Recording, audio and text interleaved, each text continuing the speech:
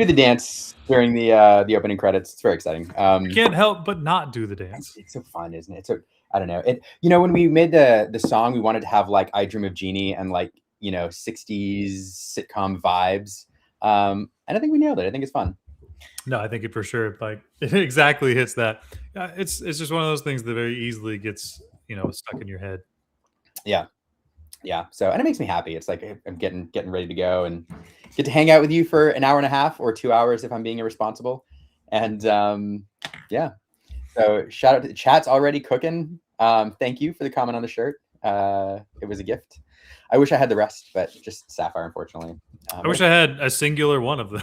I wasn't able to go to the event where you all got them. So if anybody has an extra amethyst one, shoot it my way. Let's talk.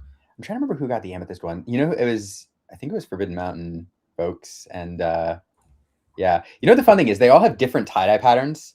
So Sapphire does this, and like each one has a different background to it, which is kind of sick.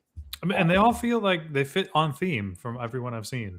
Yeah. Like there was genuine thought that went into the background and in complete aesthetic of each shirt. So that's another one of the reasons why I'm very much so looking forward to it. Yeah.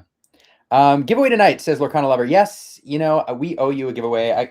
I've got this book from last week I said I would give away if Sharp hit 128 people or whatever they needed, and they did recently. As we signed off that night, they hit the threshold cap. So Sharp Gaming is now officially a CCQ, but that does not mean that they are out of seats. If you want to participate, go sign up. Still go come participate. Participate, support. And this is just a small thank you to everybody who helped them get there. Yeah. So I'll give away this book. I don't have 1 through 4. You're getting the second one. Don't ask me why I have the second one and not the first extra. So, but I'm going to give this away. I'll get the giveaway up and running as we talk to our first guest, at the risk of being distracted, because I want to bring him in here shortly, and I didn't get it set up ahead of time. So don't worry, folks. I'll post the link here shortly, and we'll do a giveaway. And Logan, I found a cool Wheel of Names, fun, spinny way to do it that feels a lot better. So we're going to do it that way, and there's going to be all sorts of drama, and it's going to be fun. And so looking forward to that. We have to do a whole spin that wheel. Yeah, we can do that. I also, all right, before I don't want to leave our first guest hanging for too long because he's on his cell phone and moving around. I want to do one more thing though. I owe it to Voltex because they sent me these binders to do real quick show and tell. I got these awesome binders from Voltex. Oh, hold on. Oh, the Lorcana ones? Yeah, they're really nice. And I owe it to them to show them off real quick. It's your standard Baltic Exotech, which are very, very good quality binders, but also they have set 11 on this one and set 1 embossed on them. And, Lorcana themed colors for the set they're inspired by. And if you get them now, they say first edition 2026 on the inside cover, which is really cool. And Logan, I know you are a playset person, right? Yes. You got the playset size. Wait, no, they don't. Really? Yeah, 480. Fits 480 cards. I think is that enough for the whole 480? No. No, it's not. But you can do a playset across. So you can't do the whole set, but you can do playsets. Like you need at least 1,000. Yeah. But 480 cards in this one. And they also have deck boxes, and it's super cool. So I'm really hoping that these are super popular, and they do sets 2 through like 10.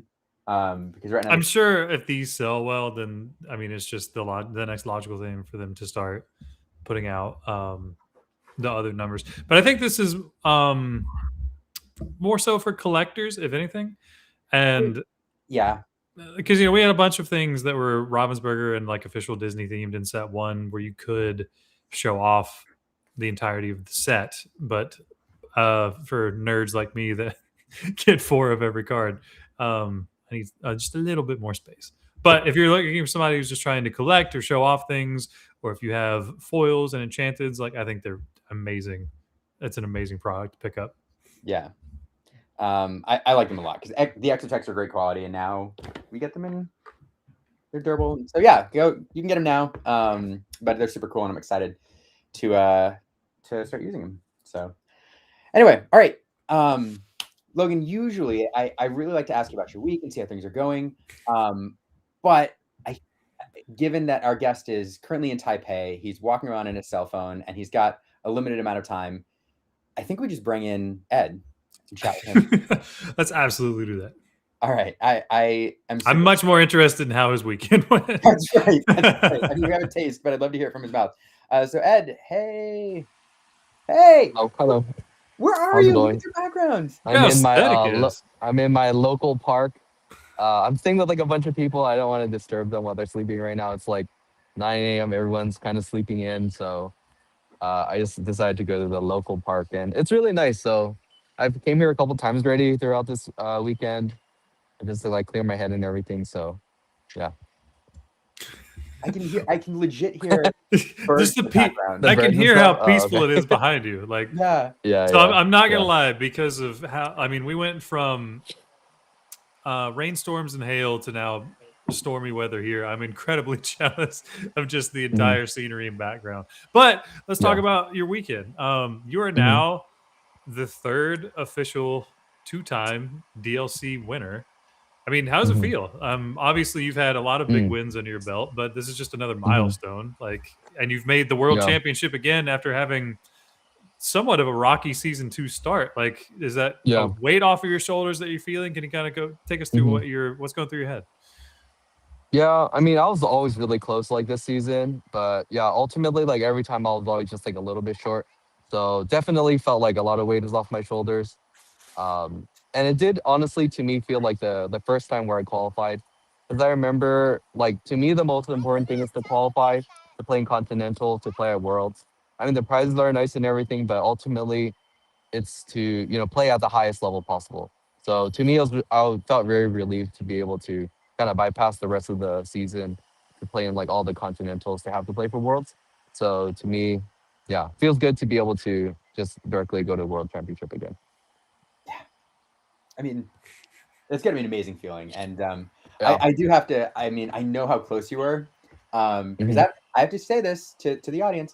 You were the only player that I drafted in both tournaments. We were allowed to have one Mhm. legacy pick, and you were also my first. You were the number one draft pick every time, because somehow I ended up being the number one pick, and I picked you first Mhm. every time. And so Yeah. I knew you were going to. I knew you were going to take one down. I didn't know which one, Mhm. know when, but I knew it was coming, and Yeah. I don't know. I'm just excited to see it. Yeah. So No, but honestly, like, dude, winning a DLC, I think is really tough. Like, there's a lot of good players, especially even in Taipei. Like, even though it's a small field, there's a lot of foreigners that traveled there. Rare hunters, WCC, even the super grinders like Luke Rinaldi. Like, these guys, like, literally go to every tournament, same as us, right? And they're grinding just as hard. So even though it's a small field, it's not soft by any means. So I would say like winning these tournaments is really hard, and you really do have to get lucky, right? Like I think on average, yeah, yeah, you can just get unlucky a couple of times and your tournament runs over. And I felt like that happened to me a lot, but I guess if you just keep grinding, maybe sometimes you get lucky and you get to the end. So honestly, still very lucky to be able to win the tournament. So I remember the last DLC. Was it the last DLC you went to? You ended first seed in Swiss. Mm.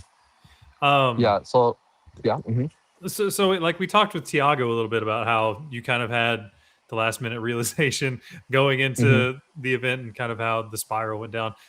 Were you Yeah. pretty locked into your list this time going ahead, or were you kind of Mhm. in that same mindset, changing up things the night before? Yeah, I guess the journey is kind of funny. Like the first tournament was Melbourne, right, for set 11.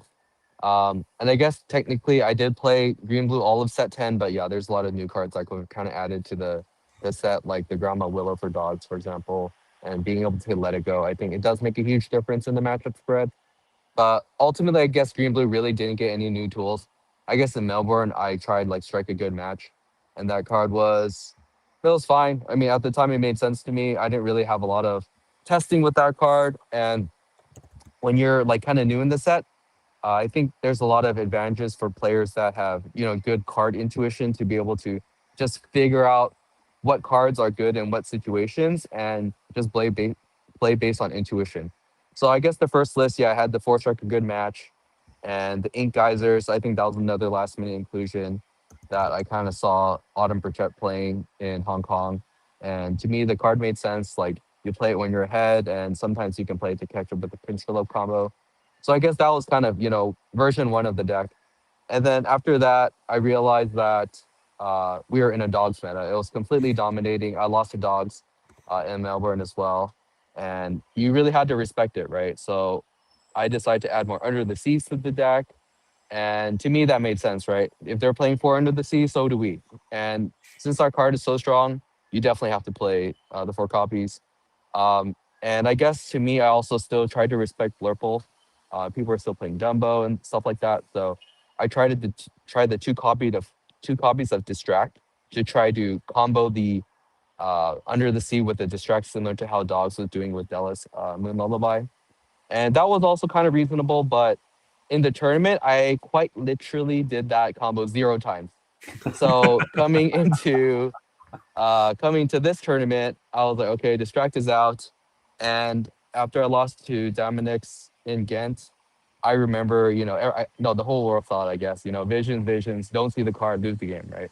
So I guess what I was thinking was, okay, what are the cards that I could add to be able to find Under the Sea after you have Singer 8 on the board more reliably? And I guess I had to respect it a little bit more to add developed back to the deck. So basically, we kind of went full circle, but instead we added 2 more copies of Under the Sea. We still had to keep the Ink Geyser for the Sapphire matchups. And I just kind of thought like, okay, what are the cards that you don't really need early game that you can kind of find later? Maybe you ink it and then you find it again with Ink Geyser. And ultimately that card was Basil, because I thought back like, okay, how often do you really get to play Basil against dogs? Basically never. You're basically going to either try to Under the Sea them or you just lose the game immediately. So to me, it made sense to cut 2 copies of the Basil because you don't need it as often. You can find it with Ink Geyser, etc. So based on that, I just basically kept the core of the deck. I don't think you can really change any of the cards. I know some people shave some of those core cards, but I don't think you're supposed to because they're so pivotal to the early game. So yeah, I think the only flexible slots are Under the Sea based on how important that card is in the meta right now. And I think it's extremely important against dogs.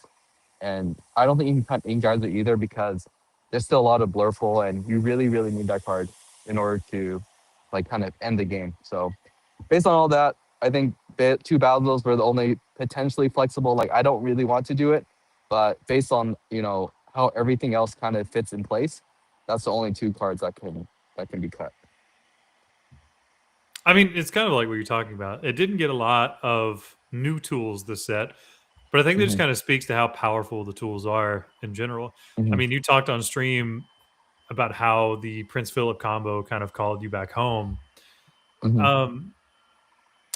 So, I mean, how did you feel about the deck going into the end? Obviously, you feel confident enough to register it, but surely you had your teammates kind of dissuading you and be like, "This isn't the pick for the weekend, man. Dogs is the king. You need to swap." Yeah, I mean, yeah, like basically everyone was telling me Green Blue is not great or has inconsistency problems and all these kind of things. But I think for me, it's like I played this deck the absolute most. Like I put so much time into this deck, so I felt like I had the most knowledge on it. The other option was maybe Blurple, but honestly, like I haven't played a lot of Blurple in set 10 or set 11. And I mean, I know the lines, but to me, the deck is still not as intuitive as I am proficient at Green Blue. And I think the old adage where it's like when you don't really know what you want to play, just play the thing that's like the most comfortable to you, right? And to me, the Green Blue deck was the most comfortable, so that's why I wanted to register it. I know there's a lot of good dog players on our team, like Tiago, even who else plays dogs on our team? Actually, I don't know, but they have a lot of knowledge on the deck. And like, obviously they're like, yeah, you should definitely play this deck. But honestly, I did try it, right? Like, I remember after such a dominating performance in Melbourne, I was like, okay, let me try dogs. And I remember I was in call with like Tiago and we were just like trying to play together, right? Like a playthrough. And first I would just tell him what I would do. And he's like, no, I would actually not do that at all. So that happened basically for like an entire week. And then I realized I just don't have the intuition to play the deck. Like, even though I can like learn the lines and stuff, like it's just complete opposite to what I think is the right play. Because like, I mean, Tiago's a very, seasoned player now. even though people are like, oh, he's the best rookie, like he actually put so much time into it, played so many DLCs. Like to me, he's like a seasoned veteran. And if the lines are so different from like mine and his, I trust that his is the right line, and I just don't have the right lines for it. So to me, like Dog System to click with me. Blurple's like okay. I tried some of the other decks. I was like really playing Sapphire Amber for a long time. When Set 11 just came out, I played that for a little bit. But all these decks ultimately just didn't really click with me, and I always came back to wanting to play like Under the Sea, Prince Philip, these type of like wipes. And then I guess the last piece was that Ink Geyser to kind of like reset the game. So to me, it's still the most fun deck as well. So I think based on like all those factors, like this is just kind of where I ended up again. Yeah, Ink Geyser is might be the most fun to play. It's probably one of the most miserable to play against. Yeah.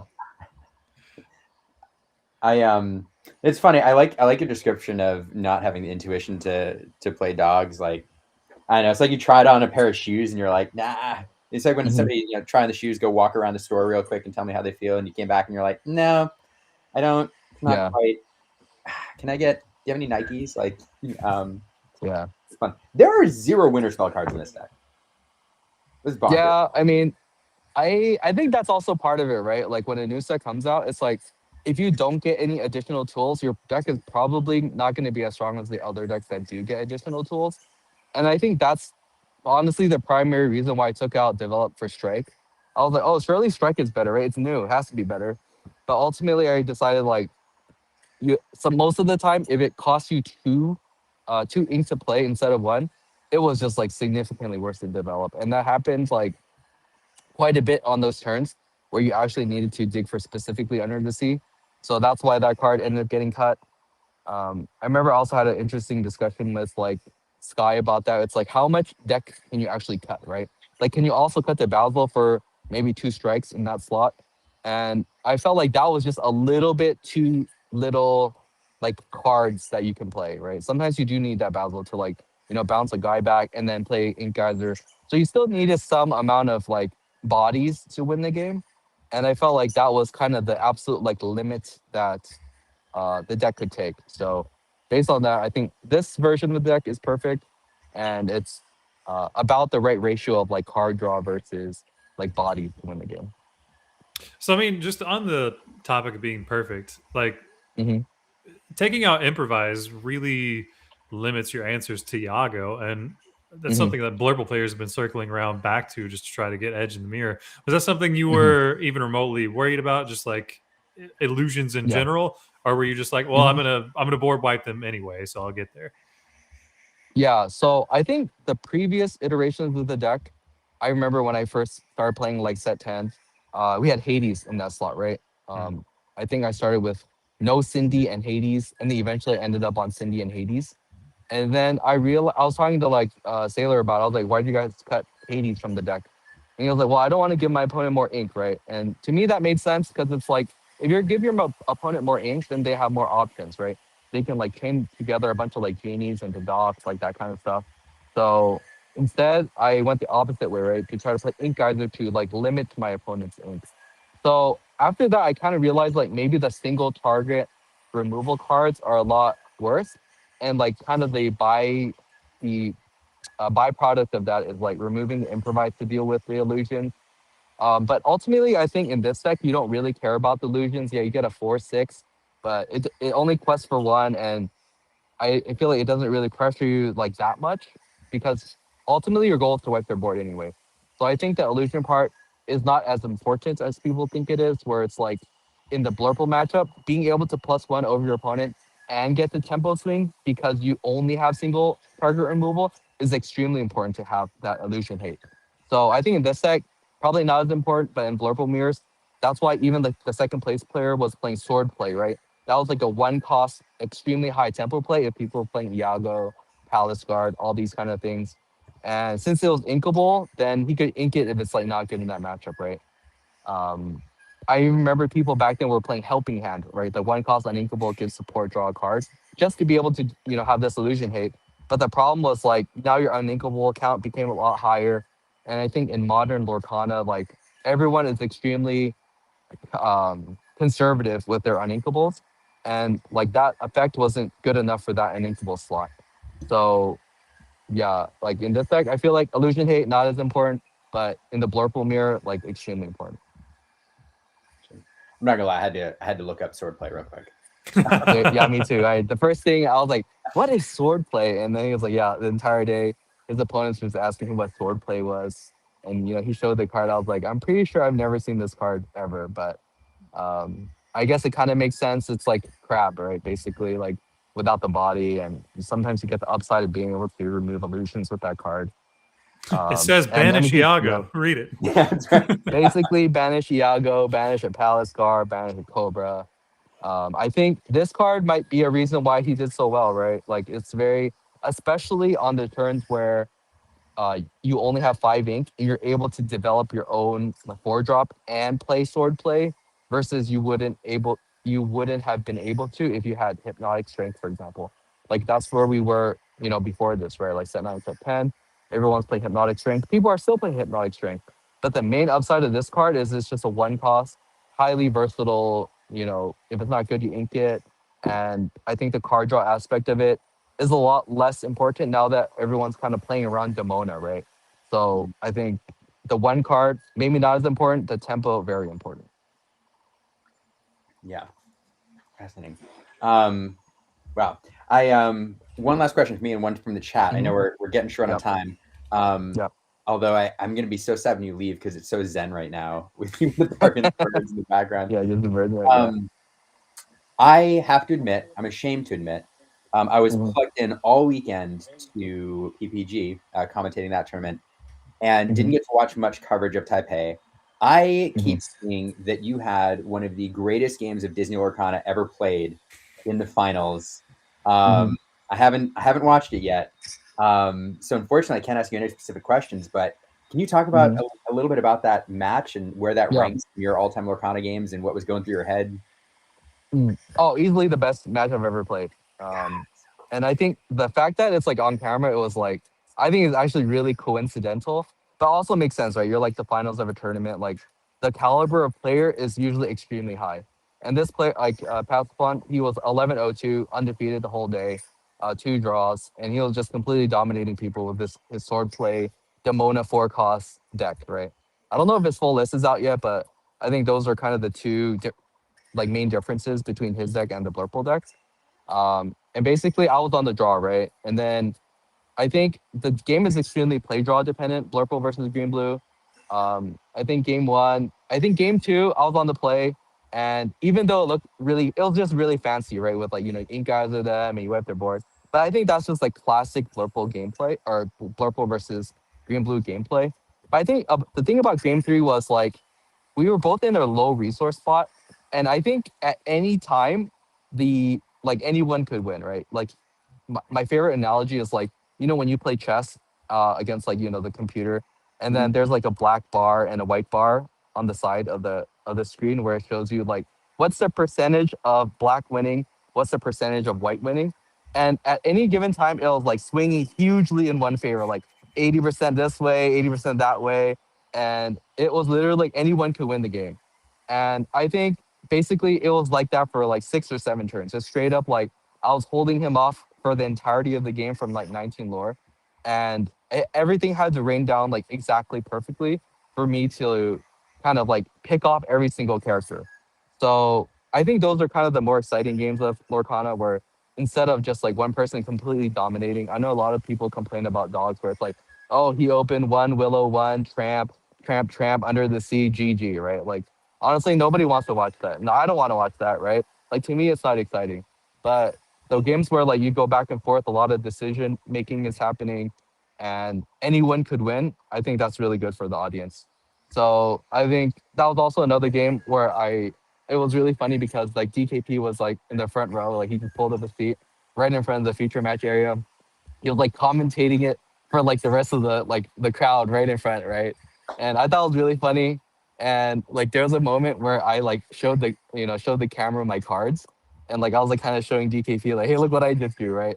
And I think that's where it's like really fun for the crowd, right? Where it's like, I think the most exciting thing where it's like, you have half of the Prince Philip combo, like you have Prince Philip or your malicious meaning scary, and it's like if you can just draw that other piece, you just wipe their board, and it's like really crazy, right?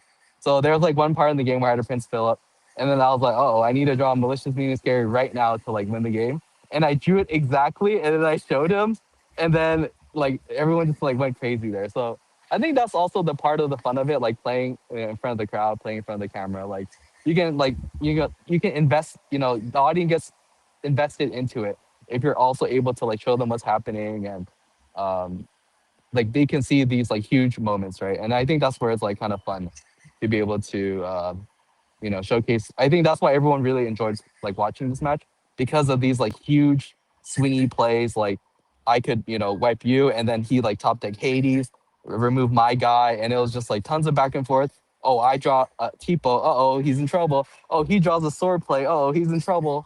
So it's just like very like on the edge, right? And then eventually one person just stumbles for one turn too many, and then the other person runs away with the game. But it was extremely prolonged. It was like 6-7 turns of just this happening, and I think that's why like it was like, to me, it was one of the best matches I ever played. I am so excited to go watch it. I wish I had gotten to watch it sooner, but it's been crazy this weekend. I have to say, I appreciate you, and when other players understand the theatrics of the game and where the swings are, and it's a nervous thing playing on camera, right? Not every player can power through the nerves and is thinking about the audience while they're playing. Some people are just focused on the game. But when you or like Brent Mukai in Vegas like flips the be prepared, those moments are so fun, and I appreciate so much as a viewer and a commentator when you and other players understand how the viewer must be enjoying the game and like ham it up for the camera and convey the emotion in that moment. It's really cool. Yeah, I mean, obviously you don't do it if it like actually impacts like the decision making you're gonna make. Yeah, like let's say there's some cards you want to hold for later. But I'm like, dude, I'm slamming these cards as soon as I draw them. So actually, it doesn't matter. You can have a little bit of suspense. I'm gonna play it anyway. So yeah, I think if you can incorporate that, I think if you're like a player on camera, you should probably do it, because like we don't want to just watch like something, like somebody just completely dominating with like absolutely, no comeback, right? So it's really fun if you're able to like incorporate the audience into the game if you can. Yeah, I agree. Well, we are just about out of time. Logan, any last questions for Ed? I mean, so you're qualified for Worlds now. What is your next big event? And are you can just keep the grind going? You're to kind of rest a little bit now that you have your invite. Yeah, I mean, honestly, I didn't really come into this season thinking that, oh, I'm going to win a tournament. I'm going to win a DLC. I think, honestly, that's like a little bit unrealistic. I think you try to win the tournament, but it's not realistic to be let me just spike a tournament this season. So my entire plan, like before this, was just go to as many as possible, go to like as many continentals as possible, and just try to qualify that way. So honestly, I didn't really think about it that much. My plan was still to go to Brazil, go to Philippines, go back to Beijing, but I honestly, I probably will still do it, just because I think it's really important to stay sharp in the game, right? I think once I know some people are like, oh, you have your World's invite, now you can go play other stuff, right? Or like take a break and all these things. But I think if you don't continue playing the game, the people that do continue playing the game and are at the top of the game, they're going to surpass you. So personally, I think it's still pretty important to like play at the highest level possible. So I'll probably still go to all the major events. Tentatively, I'll probably still go to Brazil. I know a lot of the team is also going, so it's really fun to hang out with them, right? I hang out with them a lot after the tournament. It's always good to see them and hang around with such cool people. So yeah, like tentatively, yes, going to Brazil, and after that, I guess there's kind of a break, and then it's going to be all infinity, right? So yeah, like to me, I need to be tip top at my game going to Worlds, so I'll probably play as much as possible. Yeah, I don't doubt it. One of the hardest workers in the game. Ed, thank you so much for joining us live from Taipei in a beautiful park. One of the first, or one of the only two-time DLC winners, but you also have a Continental Championship under your belt, making you, I think, you might be the most decorated Disney Lorcana player. If not, you're, I don't know, it depends on how you rank Worlds. Second place in Worlds. Okay, I'm going to call it. It's all good. It's all good. Yeah. Yeah. I mean, to be honest, I don't think that stuff is that important. Like, you just play your best, right? And then whatever people want to say is whatever people want to say. But just you got. To me, it's always a grind, right? And to me, I embrace the grind. So you can say whatever you want. It's all good. and I'll take the criticism or compliments as right. That's fair. People love storylines. Yep. That's so. Yeah, sure. No. Part of the audience part, right? Yeah. Yes. Yeah. Yes. That's Yeah. what makes it fun. Mhm. Hey, thanks. Like seriously, thanks so much Yeah, for of taking the course. time. Like after the tournament, it means a lot. Say hi to all your roommates for us, and we'll Yeah. talk to you soon. Safe travels. See you. Yep. Bye bye. Bye bye. Again, I could talk to Ed all night. It feels bad saying bye because I literally could chat with him for hours. I mean, I think that's also just kind of the quality of guest, but also Ed's just such a unique person to get to talk to. Very humble, even when he does take down these big events. And legitimately, it just comes from a place of he's constantly trying to get better. I've never known Ed to be a showboaty kind of guy. He's always just kind of taking his wins in stride and be like, yeah, I worked for it, and I hoped for the result. I didn't expect it, but here we are. Yeah, 100%. I do apologize to folks in the chat. I know we had a couple questions for Ed, and I encouraged you to ask them, but Ed had a 30-minute window, and we tried to stick that as much as possible. We kind of ran out of time, so I apologize to you all. I do want to bring in our next guest. I do want to post one more time. I said we were going to do that giveaway. So we are doing that giveaway. I'm going to copy the link again into the chat. We're giving away a Disney Lorcana collector book. I've lost it. No. I found it. I've got so much. I was about to say it's been 30 minutes. Come on, man. I've got so much stuff in my office here. We're going to give this away. Here's the link here, and go ahead and enter. Got to be present to win and all that. If you're watching on Twitter, pop over to one of the other platforms and grab the link. I can't send it from Resteam to Twitter, so I apologize. But for everybody watching on Twitch, YouTube, and for the 3 people watching on YouTube, shout out to you all over there. You can get the link in the chat description, chat, all that. So yeah, that's fun. Yeah, be a part of the new spinny wheel system. the very new. We're debuting the new spinny wheel system. If I can find it again on the Googles, we're gonna make it work though. It's gonna be fun. And yeah, Fairy Queen, yes, that's 2 more than usual on Facebook. That is true. Facebook is popping tonight over there. Shout out to you all. If you win, can you get it autoed? Yeah, I'll sign it. Sure. Sure. There are 60 of us. How dare you? Shout out to you on YouTube. Shout out to you on YouTube. All 59 of you over there. There's 59 now. So yeah. Anyway. All right. All right. Well, three of you on now 2 on Facebook. All right. I'm done talking about metrics. The numbers change too often. They do. I'm not going to play that game anymore. So Logan, I was doing our show notes this week. I was getting our thumbnails ready. And when I go to make the thumbnails on Canva, I go to this one file, and it has every thumbnail that we've ever created for this show, because I don't delete things. So there's like 130 of them. And it reminded me that our topic last week, our thumbnail literally was, should we ban dogs? And I almost forgot that was just a week ago, where we were talking about how good that deck is, because this weekend happened, and dogs weren't at the top. I mean, so like, let's not pretend that it wasn't in top cuts, because it was. Sure. It certainly did make top cuts, but it wasn't winning. It did not, like, it was in the finals of one event, but it just got beat out. And the one that like surprised me the most was the resurgence of Amber Steel. Yeah, it's funny. You mentioned it because Diego and Sky showed it off a couple weeks ago, and we had this discussion about, is it a fluke? Is it here to stay? Is it a top meta deck? Was that its moment and it's gone? And it turns out it wasn't a fluke. Deck is good. So at the same time as here's our segue, as Ed was over there winning in Taipei with blue-green, with Emerald Sapphire taking it down, Ben Fishman was crushing folks at the PPG tournament, the PPG 10K in Pittsburgh. 160 players, some very good players piloting Amber Steel. And very similar to Sky's build from the previous week. And we're excited to talk to Ben this evening. Let's bring him in. Ben, how you doing? Good. How are you guys? I'm excited you're here. Monday night, best day of our lives. Super happy to be here. Thanks for having me. Hey, thanks for being on. I think you're another first time guest on the show. Mm-hmm. Yeah, Yeah. we're excited to have you here. And I have to apologize, like, to the audience. I have to apologize to Ben. Actually, I'm going to apologize publicly. Like, the challenge of doing a show Monday night is like we have to wait for the weekend to like happen, and then Sunday night and Monday morning becomes like trying to get people.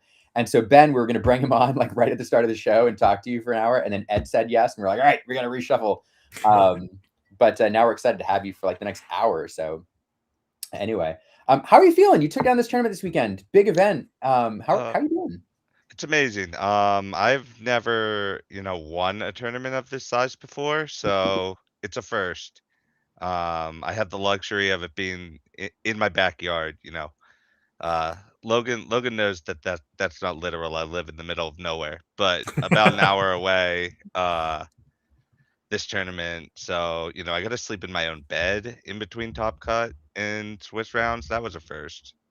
But it was just really awesome to defend the city. I mean, that's something that we could also just go over. You going into the event, obviously bringing Amber Steel. It looks like you lean more towards the Diego style of list as opposed to the Sky style of list with Goliaths over Aerials. What were your feelings going into the event? Were you expecting to see as much dogs meta share, and that's why you made this swap? I mean, I know traditionally you have been an Amber Steel gamer in the past, so is it just kind of you seeing a glimpse of, oh, hey, maybe my deck is back, let me give it a run and see what happens?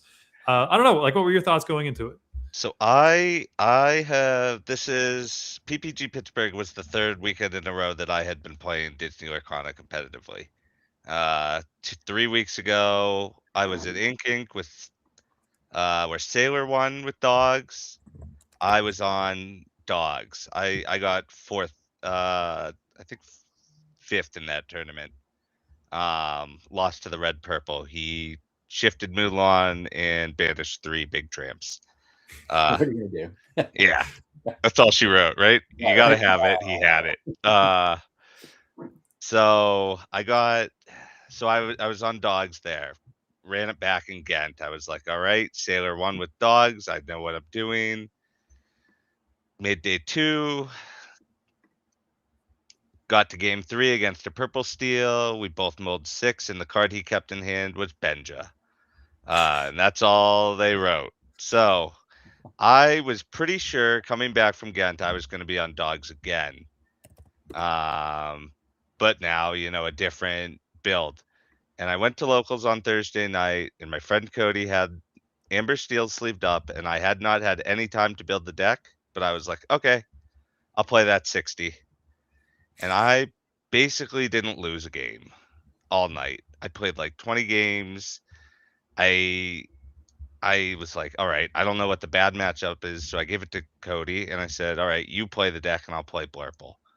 And then I finally took a game off of him, and I was like, all right, I understand. I see. So basically that was Thursday night. Had Friday to kind of like figure out a 60. And funny enough, I talked to Diego, level 9001, in the VIP lounge at Ghent, and I was like talking to him about dogs because we both had Saturday. We both played on Saturday, and I was talking to him on Friday, and I was like, "Well, I submitted this, this, and this." And then on Saturday, I found out he's playing Amber Steel, and I was like, "What? Where did Amber Steel come from?" Because I used to play a lot of Amber Steel. And so then Sky wins, and I was like, okay, hang on. Both of these guys must know what they're doing. How are their lists 12 cards different? They're both, geniuses kind of at this game. And they both know how Amber cards work. And so I was like, you know what? We'll just mash it together. We'll just take it all. I can't play Amber Steel without Shift Rhino. So I'm gonna play with Shift Rhino. But clearly Sky knows something. If he's like Ariel is the way, that's enough of a dry engine. So I just said, we'll take it and we'll stick it and we'll see if it works. I played, about 20 games on Friday, and I said, we'll just run with it. I cut out the Mowgli's from I think Diego's list to fit in the Ariels. And I didn't think One Drop Mulan was very good in general.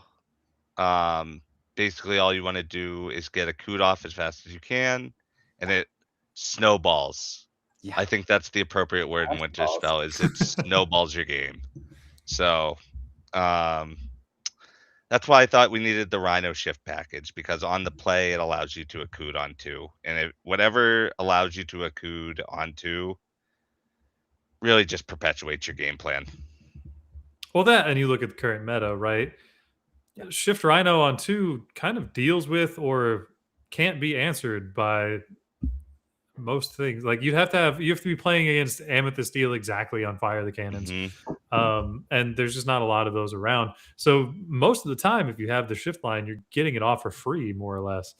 And like you're saying, on the draw, you obviously have Angel that allows you to coot on 2, but that was the thing that in Sky's list we were kind of missing, is being able to get out that cheat engine, sans Willow, on turn 2 to just kind of start throwing out your core 4 costs.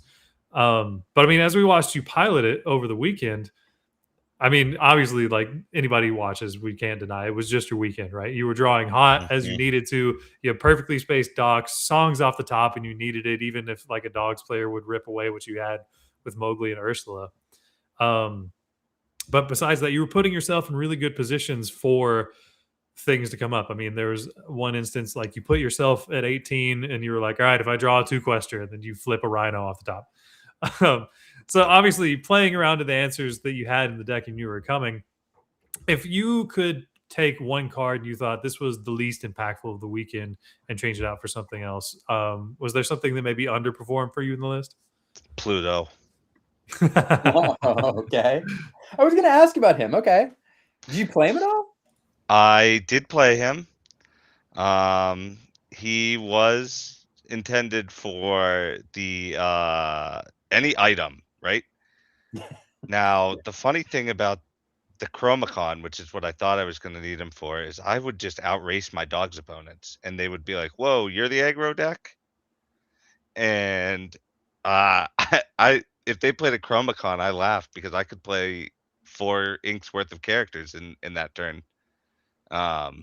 So I did play him once though, and when my big Rhino traded off, I think it was a Grandmother Willow and still gained 2 lore, I was laughing pretty hard. That's funny. Yeah. Yeah. I to be quite honest, I didn't even know he was in your list, because I don't think I saw you play him in any of the stream games, or I don't know, didn't register. Yeah, He was also Undella Moon Lullaby Under the Seeable. That's fair. That's So fair. he lived. Having another 5/5 is incredibly relevant. I mean, that's why Chief Powhatan turns out is a solid body. Putting down a bodyguard that's a 5/5 essentially on turn 3 most of the time, if not on turn 2 after you sing a coup just to protect your guy. I don't know. Like the more I've looked at the list and talked with Sky and seen Diego play, it genuinely feels like Steel Song is back. It's just kind of repackaged, and now you're trying to do something a little bit different than what you're doing before. You don't have as many removal spells, but you are able to just put out big bodies and say, okay, I have enough removal that I can blow up anything you play. But at the same time, I have so much pressure that I can exert. I mean, I think Liam and I were talking before. It was maybe like turn 4 or 5. You had 3 ink, but you effectively had 16 ink worth of characters on the board. Yeah, I stop inking at 4 for the most part in this deck. If you play Goliath, it's typically because they've inked you. So the Chief is one of the best cards though in the deck. He could consistently, he could maybe be a 3 of, but it's like what the dogs of the past used to play Pluto, so they could go Pluto Raja. It's this. It's basically upgraded Pluto Raja. I mean, upgraded is an understatement. It's just a significantly bigger boy. Yeah. It is All funny. hail the chief. All hail the chief. Well, that should be your next deck name. Like, hold on. Yeah. I have to rank the deck. Terrible deck name. Oh, I'm sure you didn't put that in there.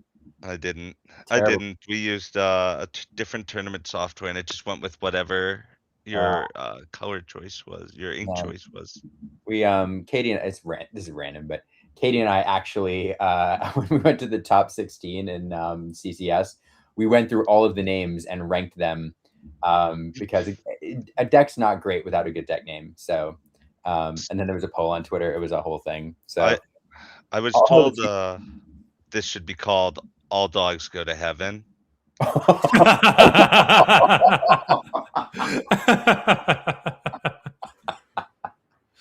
No, I think that would have been better. I think that would immediately put you at Yes. number one. Oh, that's so good. That's so good. Okay. Yeah. No, it's funny you mentioned the Chief because I was talking to Sky about this at CCS the previous weekend, when Sky busted this out. And I asked him about the deck and we were talking about the cards and I was like, what are the best cards in the deck get out? And like the first thing he said was Chief Powhatan. Like he's like the key to the deck. And I'm like, really? Like, he's that good? And he's like, yeah. So it's funny that you say the same thing about how impactful he can be. Funny. Yeah, Sky loves to protect his singers. I think that's always Sky's mentality, is to just protect his singers. Where Xenios knows I love playing. I don't mind playing off the top of the deck, and I just want to run you down. Yeah. That's funny. The other thing I wanted to mention after your I'm just talking about the lines is the Rhino. Like the Rhino line didn't register to me because again, I was so used to watching Sky the previous weekend, and the Angel opening on the draw, Angel into a Cood, is so good. And I was left with, as I was talking to the audience and I was talking through this deck and its lines, when I first watched one of your games, the Rhino shift line had not occurred to me as a possibility, as a way to achieve that on turn 2 on the play. And it took me by surprise because without the Rhino shift line, there's no other way to do it. You establish the Troubadour on 2, and then you're recruiting on 3. But like the Rhino into a Cood, into like a Willow to ramp you further is just like dumb. And I watched you, I think the first match we had you on stream, I watched you do that. And I was like, oh no. And then that leads to, I think that led to, in that game, a second Akud on turn 3 with the ramp of the Willow. And that was the game you had like 14 inks worth of things on the board with 3 ink. Which is why like people are calling this Steel Song. And at first I was like, well, you can't call it Steel Song. Like you can't refer to it as a Steel Song deck just because it has songs and just because of these colors. But after I thought about it for a second, after watching you play, I was like, actually, that's exactly what this is. Yep. Because Steel Song was always a deck which, based on the singers and the songs, allowed you to do way more than you were supposed to do on a given turn. Like that's basically the soul of the deck is I have this much ink in play and I'm going to do this much ink worth of things. And that's exactly what this deck does. And with the Cood, it's even worse. So like, I love this as a modern Steel Song variant, and I don't know. And it was there's no question here. It was just me saying I love this deck, and it was really fun watching you pilot it. So I picked it right up. You know, like I said, I played it at locals, and I picked this deck right up. I understood what I was doing with it. I knew my matchups. I didn't have to learn any matchups. You know, it's the mid-range deck that I feel like we've been missing from the format. We've had Purple Steel. I played Purple Steel in Milwaukee. You can't get me to play Purple Steel right now. You just can't do it. So, you know, I know it's a very good deck, but this is the mid-range deck. Dogs is the aggro deck. Blue-green is the control deck. Blurple is kind of mid-range, but kind of really also the control deck in a different way, where they just want to drop all the cards and then have all the answers. But this is mid-range because, most of the time it was an aggro deck, but some of the time in the purple steel matchup, it was let me put 8 characters on the field and stare at you until one of us can break tempo, break serve, You're But describing the fabled meta, yeah. Yep. Yeah. No, and that's why this is Amber Steel, because it the matchups, with the exception of dogs, were the ones that you already knew. Dogs was the new matchup, and the other crazy thing about the deck is it was the first time in forever you were okay to lose a die roll. Solid Disney pull, by the way. For the first time ever, it was a Disney song. Anyway, keep going. I'm sorry. No, So you're good. the first time, yeah, you First time in forever. Yeah, you're gonna catch me. I'm a full-blown Disney adult. I might as well be a pro Disney adult. So I do that stuff subconsciously. But this deck is, I was playing mind games with some of my opponents where I rolled a 12 and I was like, man, do I say I'm gonna go on the draw just to see what he does? And then some of my opponents would let me go on the play. I'd be like, ooh, I get an angel if I go on the draw, and they'd let me go on the play. And then, I don't know what was correct, but I found out in dogs that you got to go on the Amber Steel wants to go first. Otherwise, they'll steal your Akud. I'll take that. It is funny. You mentioned the angel and going the draw.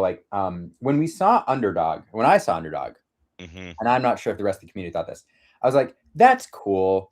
But the thing is, so you're going to be on the draw about 50% of games. And then if you have an Underdog card that you want to play on turn 1, and you have 4 of in your deck, you're likely to find that card, I don't know what the math works out to be, but it's not a very high percentage of the time. So half your number of games, 50%, and then the number of games where you have that Underdog in your hand, 50%.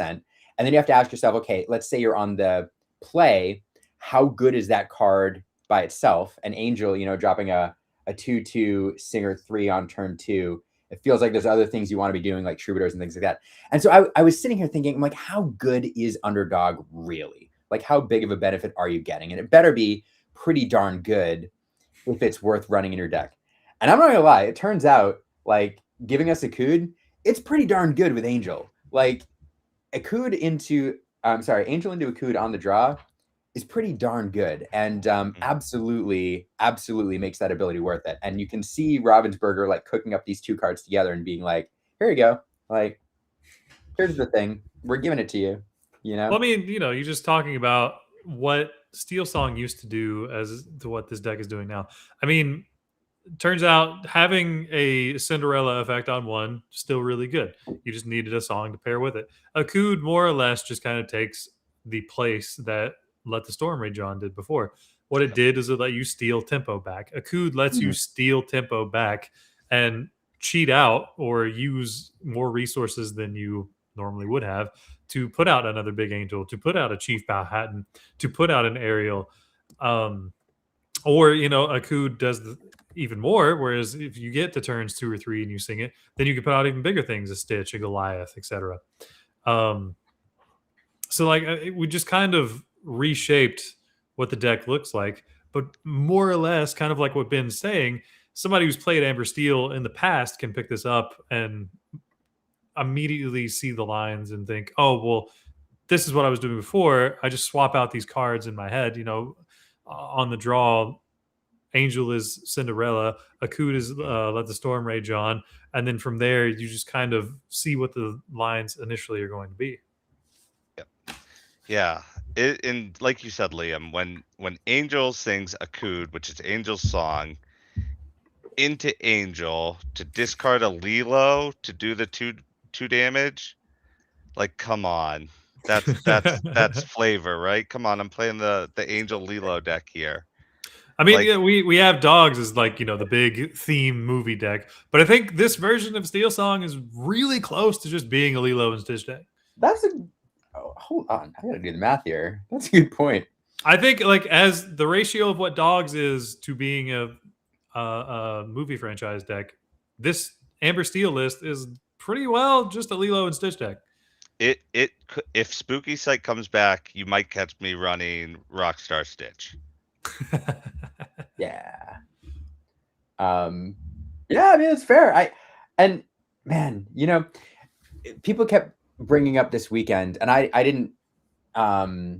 It didn't occur to me until somebody mentioned it when we were streaming PPG this weekend. But Steve Warner was on this stream in Ghent and said, was in an interview, and I'm going to misquote him, but said something to the effect of like, hey, like, we've given you the tools. Like, look at the cards we've given you. Answers are there. Basically saying there's things you aren't seeing. We know that there's, if I were to interpret that, we know that there's meta decks and there's combos and there's cards and there's possibilities that we've basically given you and you haven't identified yet. And like, this seems like the perfect example.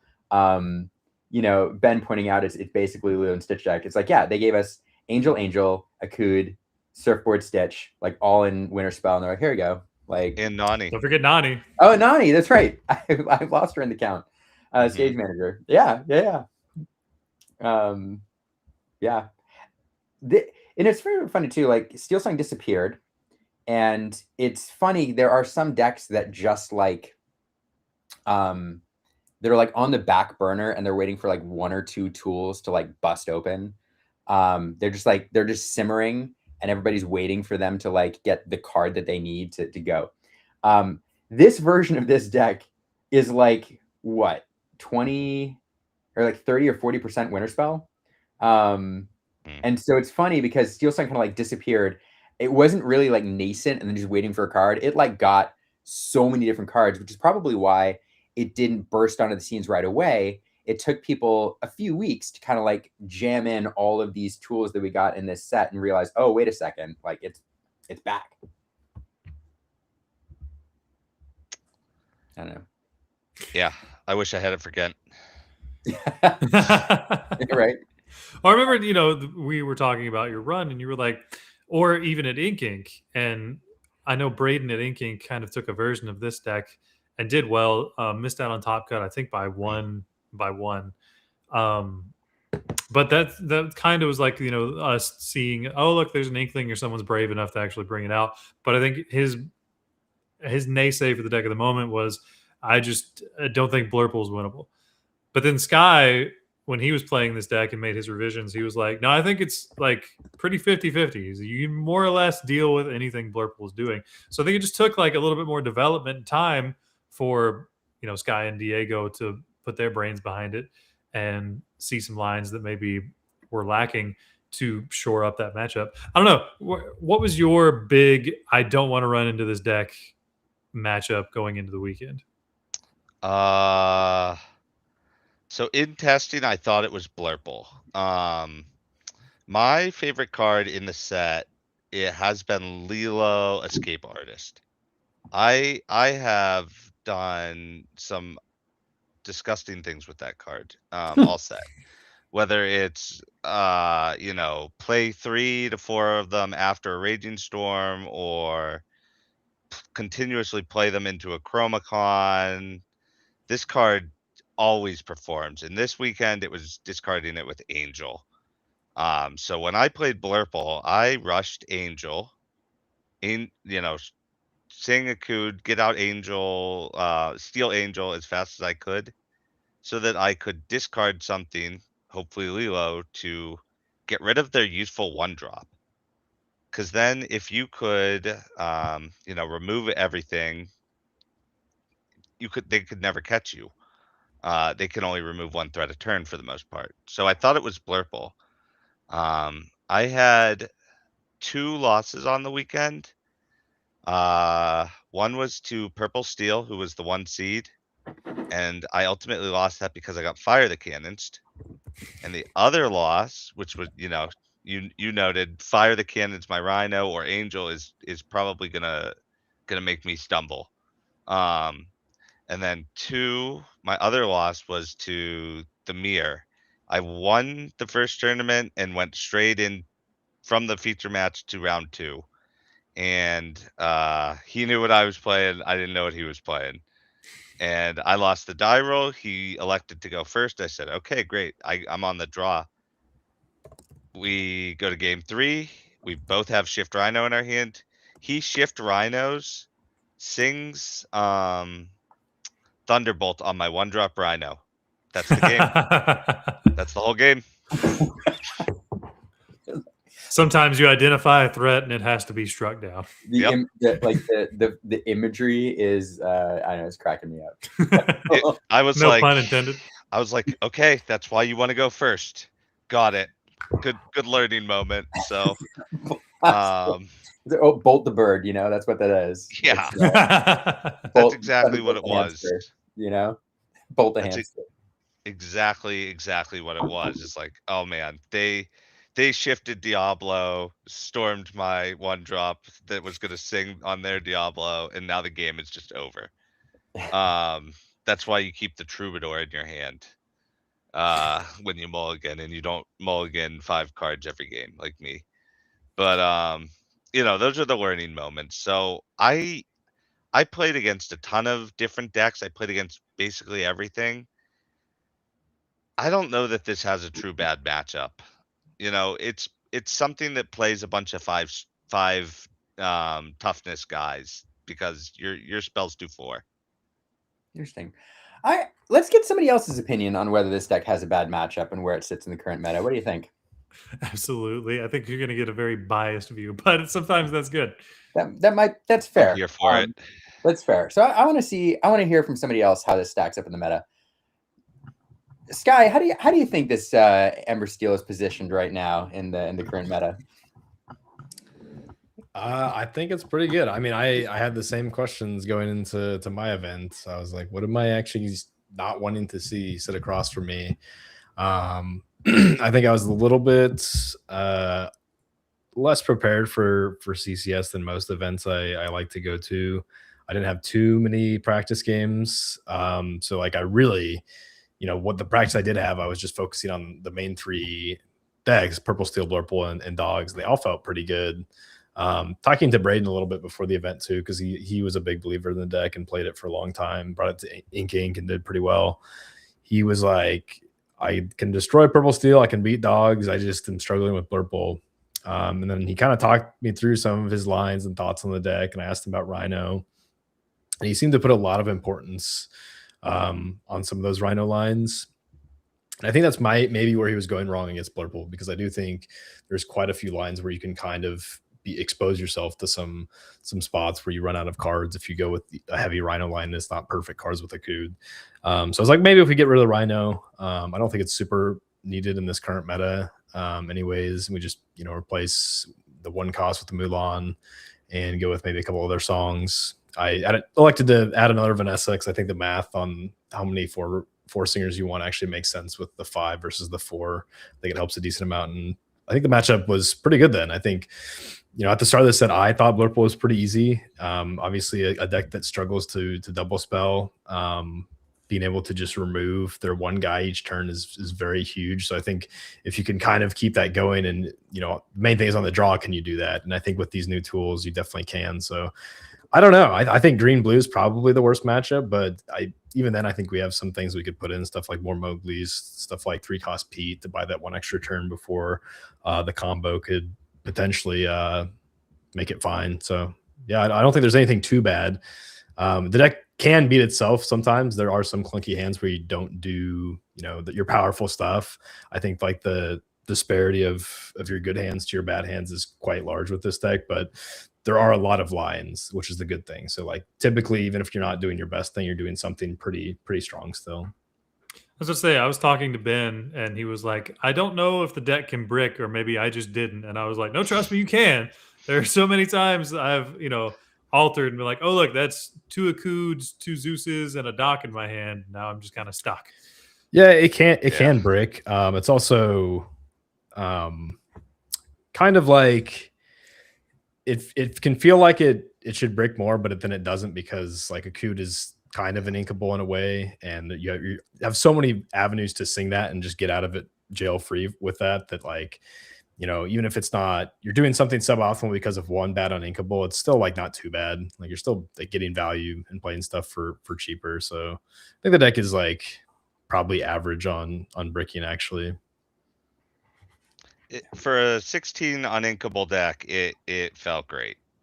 You know, I had blurple players and blue-green players across from me going, my deck's on 6, my deck's on 8. And I was like,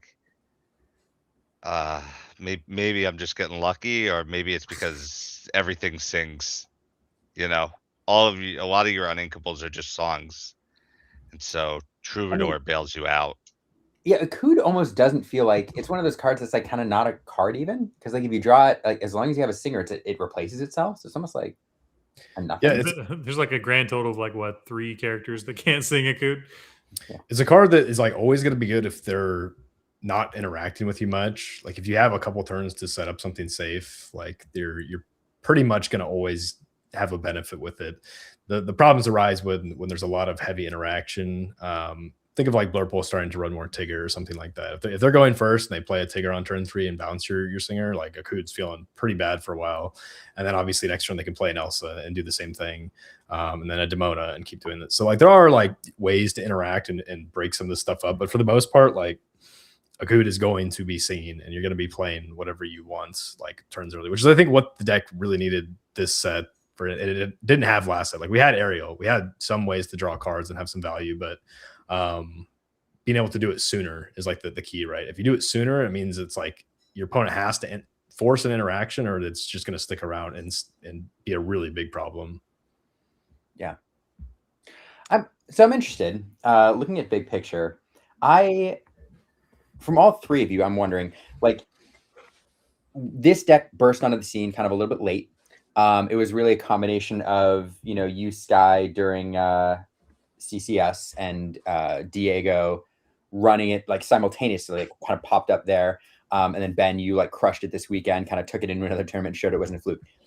If this deck had appeared on the radar, like at the start of the set, where would it be in the current competitive meta right now? Is this one of the best 3 decks? Is this up there and is it that powerful? Or is it one of those like, you know, not S tier decks, but kind of like A minus B tier decks that's going to hover around 4 and 5? Where do you all see this sitting in the current meta? I think Sky needs to give his philosophy on it first. Yeah, you have mine first. So I was actually a big believer in this deck at the start. I did quite a few public pieces of content where I was like, I think this is the time we bring McValue back. Like I think we have the tools. Obviously, Angel Akud is insane, as well as like the 4-cost Angel if Dogs ever does finally come to fruition, which I kind of predicted. It's like, okay, Willow probably pushes Dogs to like it's getting to be purple steel blurple numbers, and then obviously I've seen this before where, you know, Amber Steel aggro pre-rotation kind of took over for one set, and Amber Steel mid-range feasted. Like that was like the peak of McValue because like that matchup was so good, and there was a lot of the aggro stuff. So it's like, okay, maybe Dogs gets pushed, we beat Dogs, and then if we could find a way to beat purple steel, we're fine. Blurple was, you know, a good matchup too because we have so much removal. But what I was kind of missing was just a couple cards that actually like took it to the next level. Obviously, I knew Nani, the Angel Underdog, and Akud were great. I loved Ariel. I think that those like were the enablers for that. But I kind of slept on the Snowboarder Stitch card. I didn't think you needed it at the start, and I didn't really try it that much. So I was just like, okay, I didn't need that. And then I slept on the Chief as well. Like I didn't really know that was a card. I remember I think I looked at it one time and was like, wait, this is actually so good for Amber Steel aggro. But I didn't really think about it for just like lines with Willow being able to play on 3 and then Akud on, you know, Akud it out also and just being a big singer. But that card was crazy. Like any problems you had with purple steel, I think without Chief, it's probably a little bit closer to even, but like, you know, on the draw, some of the stuff that purple steel can do to kind of make it a better matchup for them, like the Chief covers all of that. So like that was like another piece that was like pretty critical to being like dominant in this meta. So those 2 things combined with just the meta shifting a little bit, as far as like who I was like what I was testing against. The early meta, people like wanted to try blue yellow a bunch, and that can kind of give the deck a little bit of a problem. I think that's one of the decks that like can kind of grind out Amber Steel. You can't go under them. Like you're always going to be susceptible to the board wipe. It seemed like everybody would have the spooky sight first into the board wipe, which is when there's like a lot of problems. And then there was also a bunch of red yellow, funny enough, that was like actually pretty tough because they just played like a slushy into a snowboarder stitch into like another snowboarder stitch. And like you'd have removal for like one or two of them, but every turn they just play this big thing and you could never take it all out. So I like struggled against those two things. I was like, I think both these decks are actually not real. And that's not a good sign if I'm struggling into two not real decks at the start of the set, right? So I was like, kind of put it on the shelf and it was like, well, maybe we'll see what the meta shifts and see what people come up with, and I'll come back to it. And then leading up to Ink, I like tested like a week before, and I like won like 13 or 14 games in a row. I was like, okay, this is actually like pretty good.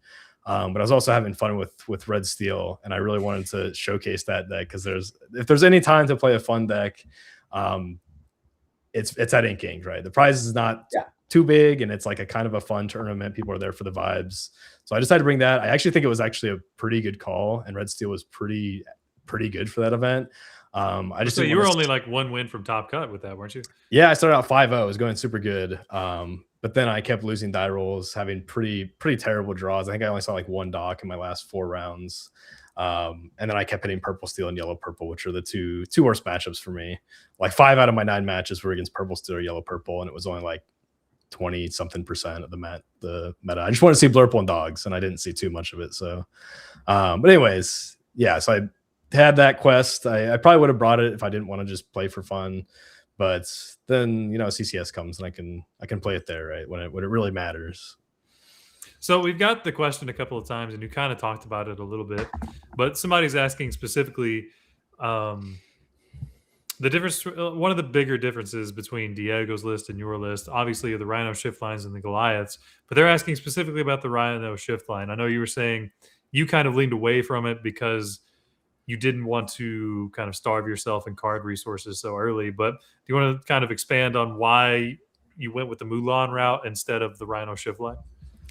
Yeah, I think in a meta where there was no Amber Steel, and this was just like going into just the top 3, purple steel, blurple, and dogs. I think it was probably the right call. I don't think the Rhino line is super critical, and I do think the Mulan helps a little bit with some kind of clunky hands. So I think that was fine. And I think the idea being like, I always want to play Troubadour or Willow, and if I expose myself with the Rhino line and it doesn't perfectly shape out, like I just wasted a card. Kind of like you don't need to play a 1 cost, especially on the play. Like it's kind of like say you have a hand where you don't have the shift, but you have the 1 cost and good setup for it. If you don't hit the Rhino shift and then like you hit your other stuff that's just good with Troubadour, like he's just going to sit there for a while, and that 1 card might be kind of bad. Also like that Mulan helps with the Lilos. Sometimes if you have like 4 or 3 really strong cards, you can keep like a Lilo plus a Mulan and just pitch it and into the discard, because on turn 4 you're going to kind of get that card back. So I decided to go with Mulan. I think in a meta without the Amber Steel it was the right call, but now that we're seeing 10, maybe up to 15% Amber Steel now, I do think the Rhino is a good way to come back.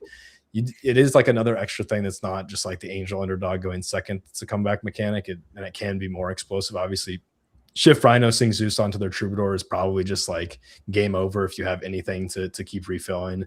I mean, that's asking for a lot, but you can just look for it. Like if your plan is just to only look for underdog Angel plus the Rhino shift, like that's valid. Like that is a way to try to play your games on the draw versus Amber Steel.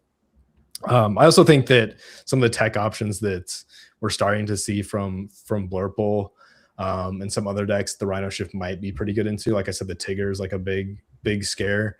If you're on the draw, like, and you don't have Angel Akud, you might just want to shift the Rhino so they can't Tigger bounce it, and then he can be your singer for the Akud or that first Zeus. Or preferably you sing an Akud, play something, then he sings Zeus next turn. So I think that if we continue to see like around 12-15% of Amber Steel and people are still running some of these tech options that are good against dogs, I think Rhino probably has a place in the deck. Well, I mean, so we were talking to Ben. You were specifically saying, I don't think I can play Amber Steel without the Rhino shift line. I mean, everything Scott was talking about, were you kind of finding that to be true in your play lines throughout the weekend? that seeing the higher uptick in Amber Steel or seeing the higher uptick in interaction cards from Blurple in Isis, Vanderchill, or Tigger, was that kind of your way to subvert those things? Yeah. So, yeah, also specifically for Purple Steel, Amethyst Steel, it's Rhino has been a historic card that has given them trouble. So that's another reason I wanted it, but yeah, just it's basically a 5 toughness guy on turn 2 a lot of times, and it's just like, how do you deal with that? You typically don't, and a lot of times you can just start gaining the lore and put them on the clock, and nobody's ready to be put on the clock on turn 2 unless it's like Christopher Robin, and he's a 1/3. Those stats are a little bit different. But I've played so many games with Rhino where it's Shift Rhino, Sing a lot, and then along came Zeus, and that was the play line for Amber Steel. So when I played the version with the Rhino in it, I was like, all right, well, this is what I mulligan for every time on the draw, right? This is what I used to do. I used to just mulligan for this, and then it was like back then it was Ariel. Now it's either the Troubadour or Grandmother Willow. Like those were the 3 cards. The Rhino shift line, the Grandmother Willow, the Troubadour, and the Akud is typically what I was mulliganing for. And if I was on the draw, you could include Amber Angel. Yeah, and I think that's one of the reasons why I actually chose not to play the Rhino shift line, was because I wanted all the equity I could have in the mulligan just to go for like the Akuds, the Willows, and my Troubadours. Like when you add like something like Rhino and the Rhino shift into the equation, there's one of 2 ways you can treat it. You can treat it like you explained, where you actually keep them probably always on the draw and try to go for those lines hard, or you can treat it as just like, I'm going to go for my other stuff, but if I run into this is another avenue if I miss, right? Like if you're missing on what the other stuff, you might have a better chance at hitting something like the Rhino. Then it's also like, it's the weird ones where if you have like a 1 cost in the Akud, like, do I keep the 1 cost and go for the 4 cost? And that was kind of what I didn't like, was I didn't like keeping that 1 extra card. And then like, if I miss on my critical stuff, I feel really bad. And I knew the deck was fine going into this meta with missing. Like I didn't need the Rhino shift, right? If as long as I have like the Troubadour, the Akuds, and the trees, like that was enough of a cheat for the other stuff to flourish. Like playing 1 turn ahead, even on the draw, into almost everything, unless like something like I said, like the Tigger with Blurple, you're like actually safe into everything. You're going to be the first one to the table to interact with your like removal, like typically with something like a 4 cost on the board, which is like what the deck needed so badly. Yeah. Yeah. No, I honestly, like, listening to the 2 of you nerd out over this. Actually, listening to the 3 of you nerd out over this deck is super fun, especially since it like just burst onto the meta scene. I will say, if you are interested in this build, if you're a Steel Song refugee who currently is piloting another deck, waiting for Steel Song to come back, it's back. And you should follow either one of these folks, both of these folks, if you want some tips on how to pilot it, because both of them taking down some incredible events or some big events and showing us just how powerful it is. So Sky and Ben, absolutely follow them, and we'll make sure we have links in the show notes to follow them. I want to change subjects slightly because we are getting close to time. And Logan and I always try to finish at 9:30 and we always fail, but we're going to get close this time. Before we close, though, one of the things that I really loved about both CCS and PPG this weekend is we got to see a variety of decks. It wasn't just the standard top 4 that we see in DLCs. There's a bunch of folks who brought in some fun stuff, some spice, some interesting things. I think, who is it, Sky? You were saying Ink is the deck you bring, just like decks you're vibing with or you want to have fun with. Yeah, if there's any events to bring the thing you're close on, then that's the one, right? Yeah. And so at Ink at CCS and PPG, we got to see some fun decks. The reason I mention this, or where I'm going with this, is for most people watching, you are going to participate in set champs in the coming weeks. Set champs are coming right up. And the fun thing about these events is we got to see some interesting decks that are not the top 3 or 4. which I think could win you the promo card, the foil promo card. They're going to 8, so all you need to do is win the top cut or make it to the top cut, and you have plenty of viable options besides the standard decks that we think about. So I want to do a thing where I go through some of the fun decks that we saw this weekend who performed really well. I want to do really quick, get all of your reaction to them. We'll talk about them real quick and then move on. This is going to be bang, bang, bang. We're working through some fun decks. And I say bang, bang, bang because I got about 3 of them. We made it, but I think just 3. I think it's fine with how close to time we are. Yeah, that's right. Here's 3. Boom. Number 1. This one piloted by Wung Lu this weekend, who was in the chat here just a minute ago.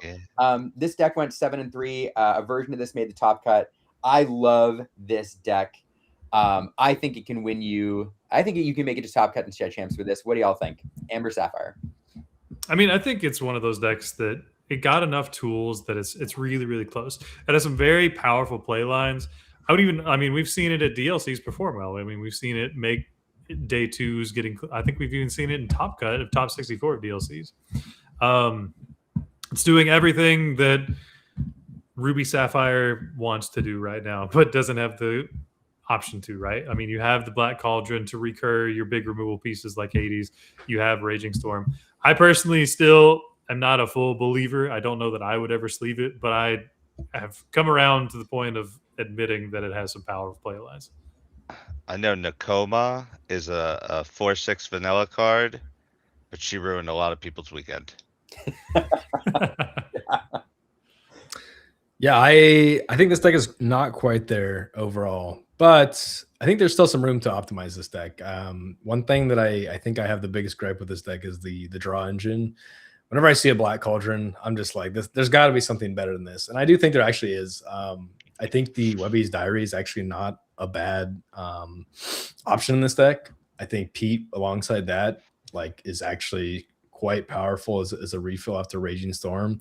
If you can just fit one Webby's Diary or whatever that card is, that's the boost, draw 1 extra card. Like the turn before you Raging Storm, then you drop a Pete and boost 1, draw a card.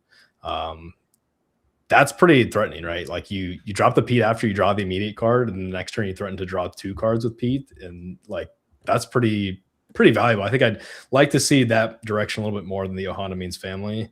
But I actually think it's not bad. I think if you make a little bit of optimization, we do some work and get a little creative with it, I think this deck could be pretty decent.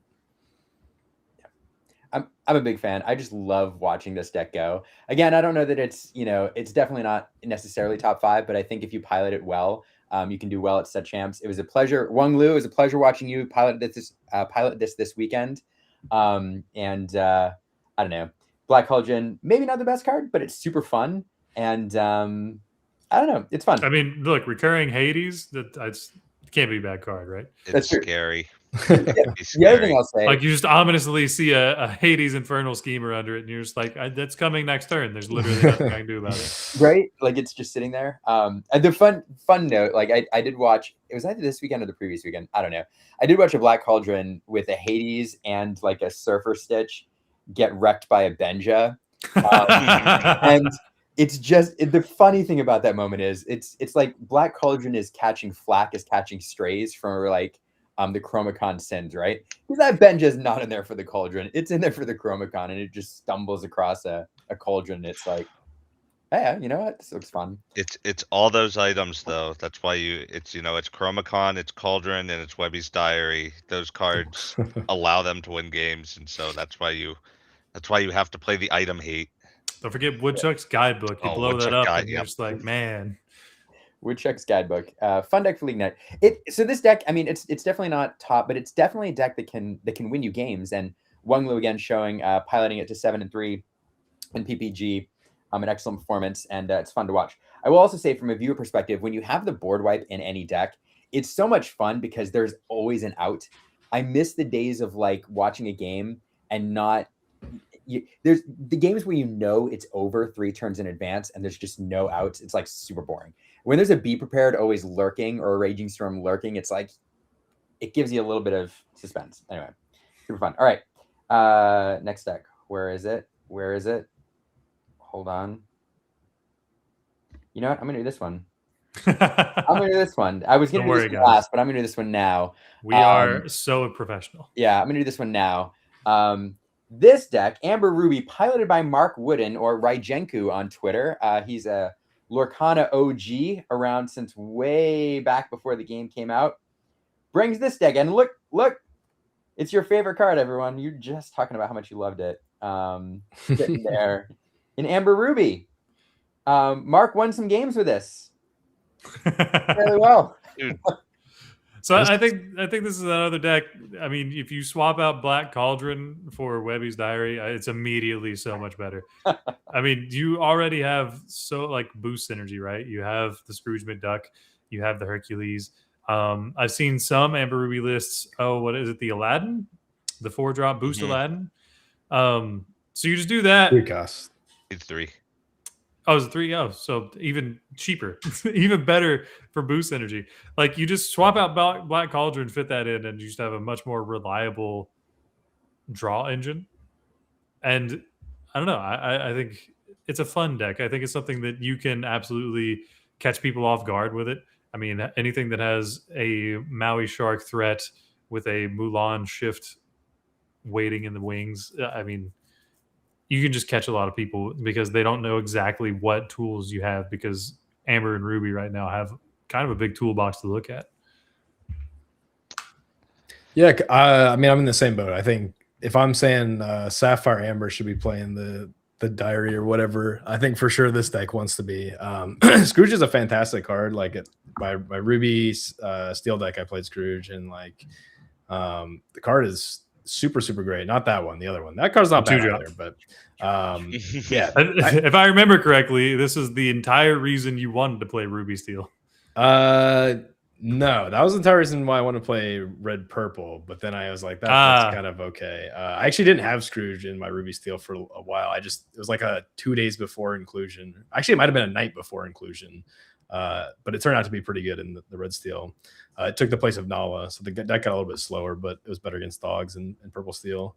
Anyways, so yeah, I think this deck for sure, the Diary, and focus a little bit more on that boost. I know Lucas Calpa did a red-yellow that was really solid with that. The only problem is that in my mind, Ember Steel just does what that deck does, but better and has more interaction. I've played that deck a lot on ladder with Amber Steel, and like we're kind of doing the same thing, and like we both build these kind of +1 card per turn draw engines, but having the ability to remove stuff and slow them down is a little bit tough. So I don't know what kind of equity you get into the other matchups, but no, I think this deck looks pretty sick. I was gonna say something else. I like the thought here of seeing like the Olaf with the Stitch as like a way to refill after the Raging Storm. I think you got to be proactive in like how do I do something strong after a board wipe, right? Like my opponent's probably going to drop 2 to 3 things.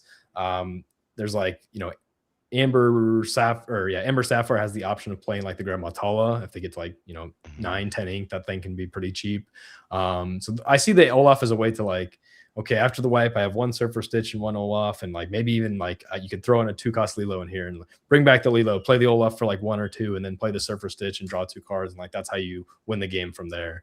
I don't think there's enough actions right now to do that efficiently. Like I think for sure you need something like Develop at least, and like Sail to have, you know, get this Olaf out efficiently for 1 or 2. But I like the idea of being able, having a game plan post Raging Storm is what's important if you're going to play a deck with 4 of them. Yeah. I played against Mark in both Swiss and then top 16, and man, this was the hardest deck list ever to memorize before for open deck list. I had to ask about cards, but this deck was so wild because it had infinite play lines. Mark suffered from the fact that I had been Mulan 2 weeks before, and I was never going to get Mulan again. Ready. When I lose 3 big tramps at one time, it'll never happen again. Yeah, I played Lucas Kappa in Ghent too on dogs, and that was an insanely hard matchup, but I ended up winning it. But it was the Diary that made that matchup insanely hard. So I think there's a lot of merit to what Sky is saying. Yeah. But ultimately, if you have the Lilo into the Raging Storm, I think that's the bread and butter. Yeah. Yeah, it's just, people just looking for a way to run Raging Storm. All right, last deck. There's others we could talk about, but this is the last one from this weekend because it won the Sunday 2.5K kind of revival event and did really well the previous day too. And I know people are clamoring for this color to be a thing again, but here you go. Congrats to Luke Campbell, who took down the 2.5K on Sunday with this deck. Some very aggressive lines. What do you think? How viable is Ruby M right now? I mean, so if you get the right bracket, we've seen Ruby Amethyst do really well. I mean, at Ink it made top 4. Also at a DLC, I believe there was Ruby Amethyst that made top 4. If you are running into a primarily dogs-focused meta, or even like Amethyst Steel, I think it's fairly 50-50 if you take the correct play lines. You can just run away with stuff. And then Christopher Robin just gives you an early clock that's not clunky the way Diablo is, so you can get more equity into Sapphire matchups, so you can move away from the Lumiere plan. I don't know, like if you get the right day, I think Ruby Amethyst can, I mean, take it. Yeah. I'm going to be a little bit of a hater here. I think there's a lot. Bring you here for us, guys. The hot takes. I think there's a lot more fun, cool things that you could brew that are actually quite a bit better than this deck on paper into the meta. I think if you just look at what does this deck beat? Dogs. Does it even beat Purple Steel? Probably not. Probably like a little bit unfavored, actually. Does it beat Blurple? No. No, it doesn't. A decent amount unfavored. There's the tools you give up for the control matchup are really, really, really tough. I actually played a Scrooge Red Purple deck a decent amount this set. It kind of like really, plays heavily into the Scrooge, and you have like some bounce tools like the Elephant or like Tigger. And that's like kind of another way to draw cards and try to keep up with Blurple while still being very proactive and tempo-y versus the other decks. And it was actually pretty good. I actually think if I were to sleeve up Red Purple for a big event and then all the lights were on, I would play the Scrooge version with the bounce stuff. I think it has makes the most sense into like a field, because you can outgrind like Purple Steel. You can sometimes, stick around with Blurple if you get one decent bounce and draw 3-4 cards with the Scrooge. But I don't think that like it makes much sense to just take a deck that only beats dogs. And I think that's like the big debate right now in the community is, if dogs is the best deck, can we take something that just strictly beats it? Like what is the best answer that doesn't just auto lose to the other stuff, or is just, on like you have to evaluate the raw strength of it. If it just beats dogs, like how much raw strength left does it have? And I think sadly the answer is stuff like this is just not quite there. Ruby Steel is kind of in the same boat where you really crush dogs. I do think you are favored into Blurple a little bit, which is a huge difference. But for me, I don't like taking losses into most of the meta, even if it's just by a small amount. That doesn't really matter if it's, if it's ever in the negative, it's not the right chance. It can take down tournaments. It's not like bad. You can absolutely still beat those decks, but you're going into it on paper unfavored a little bit. So I don't necessarily like that. Yeah. That makes sense. So you heard that, folks. If you hate dogs, go ahead and run this deck. I mean, but honestly, dude, you play Lumiere on 2 and the game's pretty much over. That's right. Yeah. No, it's fun. It occurs to me like it is probably it can take the most aggressive lines in the current meta, I think. It doesn't have the 1-drop 2 Lorquester unless you're on the draw, but still the Diablo on 2. And yeah, Diablo is a great card. That card is insane. I'd love to see that as a 4-of. Like, I think that's one. Like, you can do a lot of statistics and like say what's the efficiency of a card, the ink cost, the strength, the toughness, and the lore. I think if you put all that together, Diablo's like got to be within the top like 5 cards. Yeah. As I said, Sky only knows how to speak facts. I can hate on Red Purple. Red Purple had its day like for too long, right? Like if there's any deck I can say, don't. Thank like you. It's not a fun, cute deck. There's plenty of cool other decks that you can brew and that are better. It's fine. First of all, you let me go back to my my evasive mini wars with Crab. That was my heyday, dude. Yeah, take swords, dude. Play the mini curve. I I actually love the red. I have to thank the red purple people a lot because I beat up on them so much in the early days of Lorcana. I loved having like a 76, 77% win rate into them for 3 sets in a row. I remember in the early days back in, the first few like, TIA events and things like that, as before R&B and I were on a team, he and I had ran into each other just playing games online. And most of the time he would beat me, like, admittedly, because he was always on Sapphire Steel and his job was to beat Ruby Amethyst. But I remember messaging him and be like, what are you doing? Because not a lot of people were playing the day. I think it was like literally you and R&B Sky that were playing Sapphire Steel back in the day. And he's just like, I'm not doing anything but beating Ruby Amethyst. So. I mean, like, there was like legit 50-60% of the field of all those the pack tournaments. It's kind of funny though, because I think if looking back at those early sets, if you look at what happened with the meta, it's like a great experiment to kind of just like think through like what a meta is and like how players' biases just completely rule it, because blue steel absolutely destroyed red purple, but people refused to play it.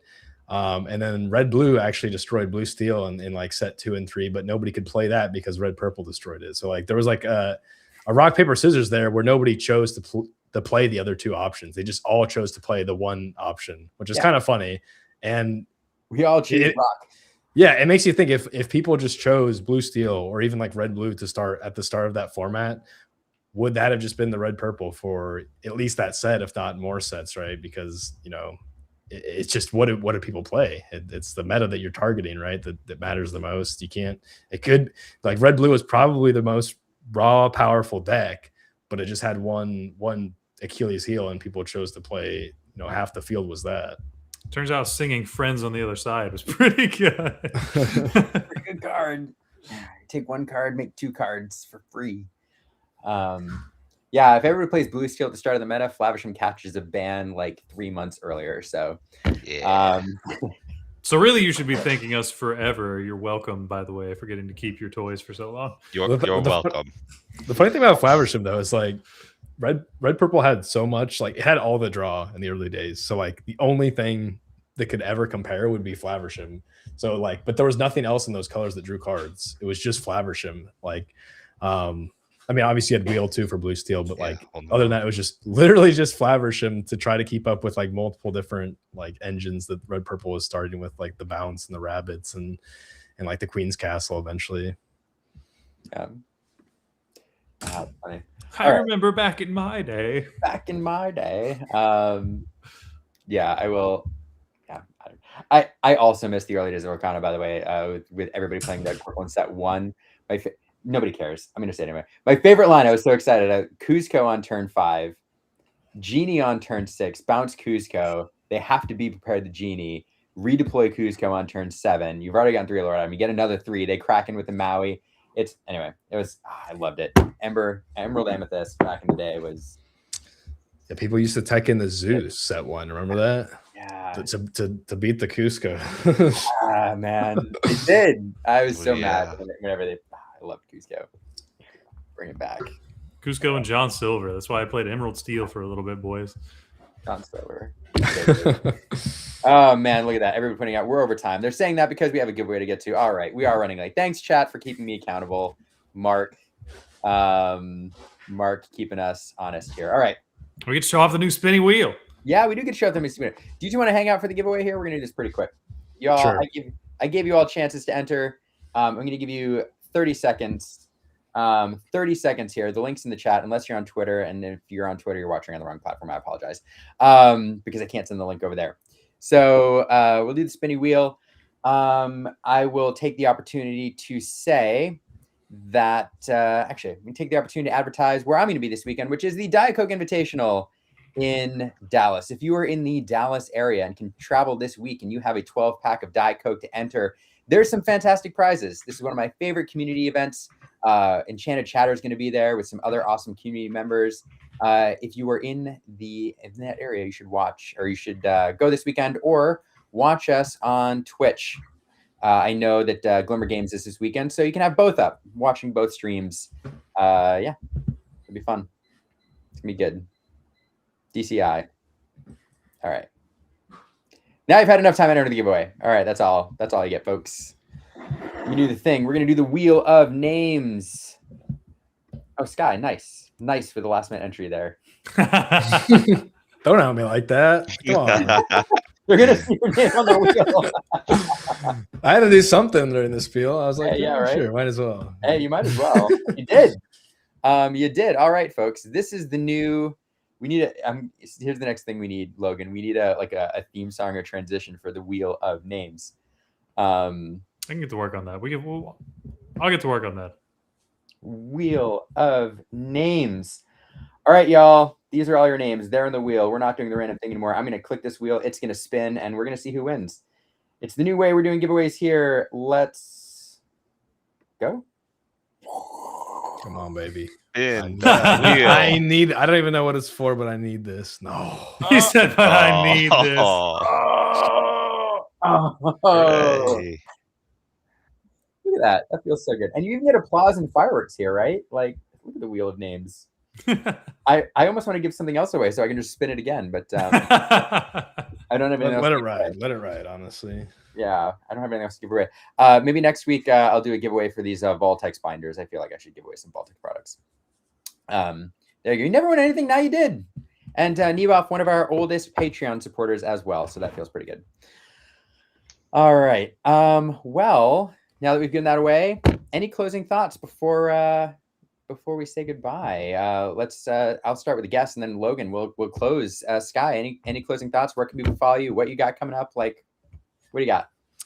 Yeah, I don't got much. I guess I'll plug my stuff. Sky Lorcana on Twitter. You can see me on PodCon as well on YouTube and the podcast platforms. Yeah, I'm taking a break a little bit. I didn't go to PPG.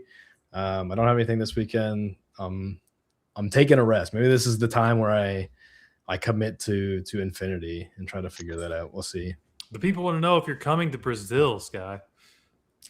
Maybe I might come to Brazil. I'm a little scared, honestly. I don't know how safe or sketchy Brazil is. I've heard some things that you might need a little bit careful, but I'll do some research. We'll see here. You're gonna come with me and J Bomb. We're gonna meet at the airport. It's gonna be fine.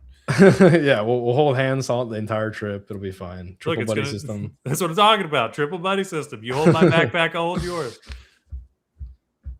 Yeah. All right. And then Ben. Yeah, go ahead. Yeah. I feel all that same way, Sky. I feel all that same way. Quad buddy system, maybe. But we'll bring an army. Everybody that's entering the event, we're just going to travel as one pack, actually. We'll start army. Yeah. We're at a weird point now where, if you don't go to Brazil, you have to commit to Infinity. Or maybe you have to commit to Infinity. It's super unclear. So that's what goes on in my mind. But LCQs, yeah, ooh. LCQs. That's right. That's rotation meta. That's a. But no. You can find me at ManfishTCG on Instagram and X, and Ben Fishman on Facebook. Got to shout out the Cleveland guys. They've helped me train a lot in the last couple months, particularly Thomas, Kyle, and Doug. Without them, I wouldn't get this win. So I'll say it. With one of us winning, we all win. That's the way I feel. Shout out. Much love. Oh, man, that's awesome. Logan, what did we miss? Any other closing thoughts? I mean, it was just honestly a really exciting weekend for Lorcana. And we saw what can happen when a deck becomes so prevalent that people as a community decide, okay, we're not going to lose to this deck anymore. And I mean, you see the fruits of that labor. Two very different decks, taking down two very different events. and almost polar opposites. We see the mid-range Amber Steel and then Emerald Sapphire Ink Geyser, opposite ends of the spectrum, but still we're able to take it with the prevalence of dogs. So again, I don't think that the meta is solved quite yet. I still think on a week-by-week basis, things are going to change. I think there's plenty of tech cards and things. I mean, Sky was even alluding to it on how you can change Amber Steel if you see more Emerald Sapphire coming up in your local event or play area, or if you're seeing it or expecting it to be your next tournament. There's a lot we can do in Winter Spell. I think this is the healthiest the meta has been by a long shot in the last couple of sets, and I'm excited to see where we're going to get. Still got a ban tramp though. I agree with 98% of that, but don't get too results oriented. I think cards do deserve bans when certain unhealthy things happen when they're played. So I'm on the ban tramp train. I love Tramp. You can't ban him.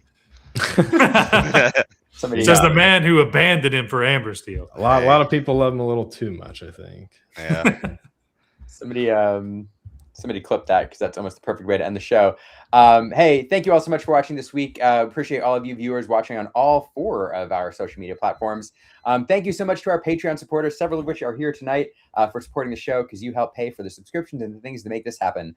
We'll be back next Monday night at 8 o'clock for more Let's Talk Lorcana. And also, if you're interested in following either of our guests, we will put links to their social media and where you can follow them in the show notes. So make sure you check that out. With that, we'll see you next week. Peace.